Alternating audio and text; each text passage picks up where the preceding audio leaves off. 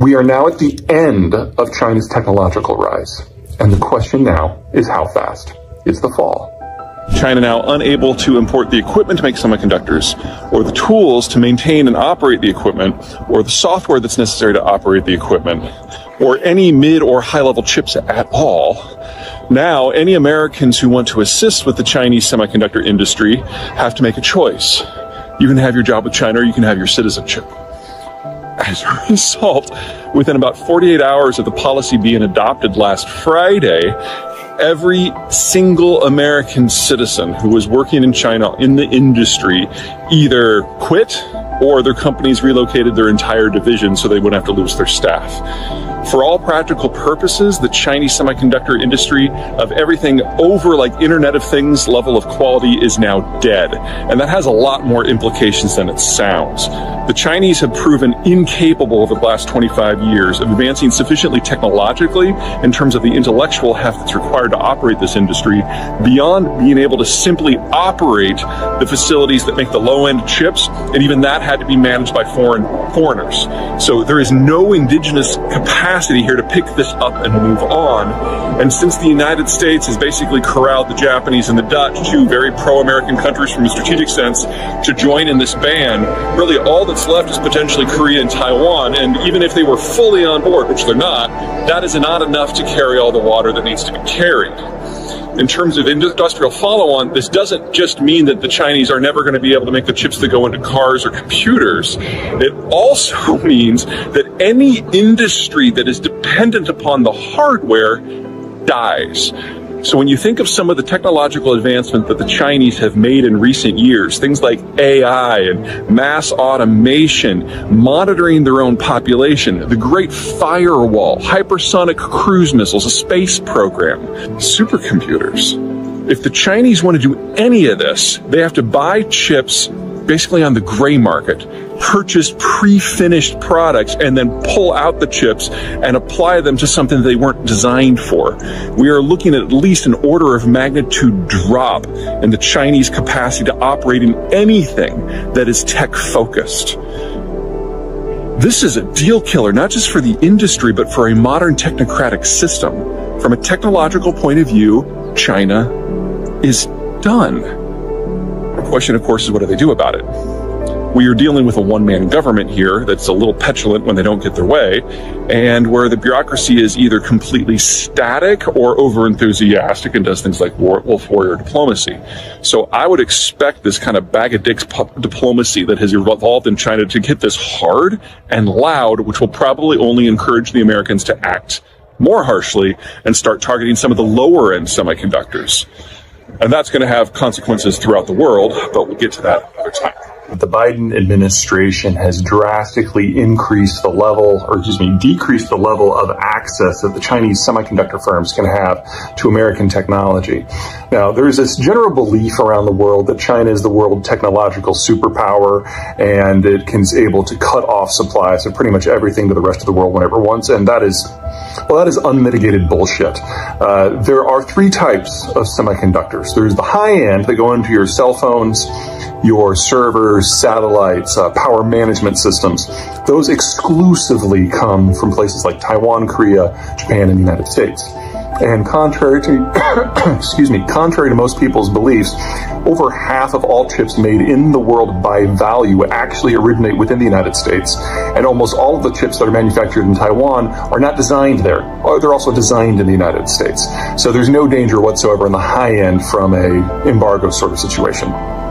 Second, you have the mid-range chips that are in aerospace, automotive, and maybe the power control systems for your thermostat and your house. Those are Malaysia and Thailand, and those are also not made in China at all. What is going on with these new restrictions is the Chinese are now no longer able to import any of the chips of those two tiers unless they get a special dispensation. The third type of chips is your Internet of Things. Not your smartwatch, your dumb watch, like your little digital Casio watch, if you remember those. This is your digital calculator, perhaps. Your smart refrigerator that keeps track of your grocery list. Things like that. Those are, yes, almost exclusively made in China. Now, what Biden has done is not just say that the Chinese can't purchase the high and the mid-grade. They're also saying they can't purchase any of the equipment that's necessary to make the high and the mid-grade to make sure that they never move up to that quality step. And there are now increasing steps that the Chinese cannot buy the tools that are necessary to operate what equipment they have for the low grade. And we are very close to the Biden administration saying that the Chinese can't even import the equipment that they need to make the low grade, and they are incapable of making that themselves. It's not like this is a hammer. There's an ecosystem of stuff that is required to build, install, operate, and maintain any of the equipment, even on the low end. And the Chinese cannot do any of it without 100% imported expertise and equipment. That is now what the Biden administration is going after. So where does this take us? Well, assuming we have no interruptions to the supply chains for the materials, that's a different topic. We are looking at China perhaps being melon scooped out of all global semiconductors over the course of the next 2 to 3 years. And that's just the start of the Chinese problem, because the Chinese used to import the medium and the high quality products in order to build products and in order to do research. So I'm sure you've all heard about how the Chinese excel at things like hypersonics or artificial intelligence and automation. They do the brain work by using the high-end chips, then putting in their own software. If you can't get the high-end chips, then those entire industries shrivel on the vine and go away. So more than anything that has happened in the world at this point, this new step of restrictions threaten to throw the Chinese into a technological winter, and any concerns you have about China in its rise can be killed just by that. And that's before you consider energy, or food, or political dysfunction, or the Ukraine war, or demographics, all of which are capable of killing China without any help from the others. As you all are well aware, we are facing a severe shortage of semiconductors for pretty much every industry right now, with the exception of personal electronics. None of us went out and bought cars. None of us went out and bought fridges. We all bought new phones and new iPads and new computers. So all of the semiconductor fabs around the world retooled to maximize their output for those particular product classes. And now we need to retool back for everything else that we use semiconductors for, which is pretty much everything. The industry that is hit the most by this is automotive. There's on average over $1,000 worth of microchips in every car, and the more advanced the car, the more you got. Teslas are practically built out of things. Semiconductors are not like any other manufacturing. In any other place, you're going to have all kinds of small and medium-sized businesses who are building all kinds of components, and then those are put together into larger components and ultimately assembled into the end product. It doesn't work that way with semiconductors.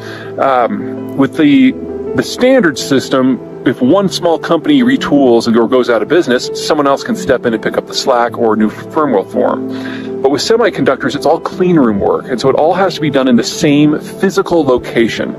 So they take the silicon powder, they melt it into a liquid, they draw that liquid into a crystal, they slice that crystal into wafer discs, they then etch the discs, dope the discs, bake the discs, break them apart, and ultimately assemble them into whatever the intermediate product is, all under one roof. That process from start to finish takes 6 to 9 months based on the degree of complexity of the semiconductor. So when the semiconductor fabs started switching back 6 months ago, we're only now getting the first runs from that hitting the market. And it's going to be another 2 to 4 months before those first ones ultimately make them into final products that you can purchase. So you're really talking ultimately about a 9 to 12 month lag. Okay, we will get through this. The retooling has already been done. The supply chain is up and running again. My concern is for the future. Now, with rare earth metals, there's so many places you can get the ore, and the processing is based on technologies from the 1920s. It's really easy to do. There's just a little bit of a lag to set it up. But with semiconductors, not all fab facilities are created equally. The Chinese do the low-end stuff like a smart spatula. The Malaysians and, the Koreans, the Taiwanese, and the Americans do the really high-end stuff, the stuff that goes into like your phone. It's that middle ground that's the problem. The middle ground that goes into, say, automotive comes from Thailand and Malaysia. Now, the Biden administration is putting tens of billions of dollars behind a program to bring semiconductor manufacturing back to the United States. But he's not going after the stuff that's in Thailand, and he's not going after the stuff that's in Malaysia. He's going after the stuff that Americans have the quality advantage. That's the high end. That's competing with Taiwan, Korea, and Japan. That's not where the shortage is. Also, when people say, bring semiconductor manufacturing back from China, no, that's not the stuff we want. That's the low-end stuff. That's the stuff you would subcontract out anyway. And besides, most of it's not designed in China. It's designed here.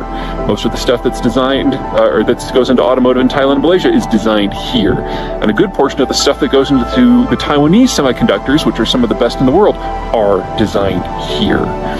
Bringing this all under a new manufacturing umbrella is not something you do in 6 months or 9 months or 12 months or 24 months or 36 months. So if I'm right about the future of the global trading system, and it really does break down, the United States is going to have to do one of two things. Number one, it'll have to go down market with semiconductors, and that means building a lot of $10 billion fabs as quickly as possible, and as quickly as possible is probably 2 years. That's a long time to go without automation in automotive. Option number two, the United States might not care about the world anymore, but we're probably going to care very much about Southeast Asia, and it will be critical for the United States to maintain a security and economic and diplomatic presence in that part of the world in order for this portion of modernity to continue. That's a hard call for a country that is turning sharply isolationist more by the day.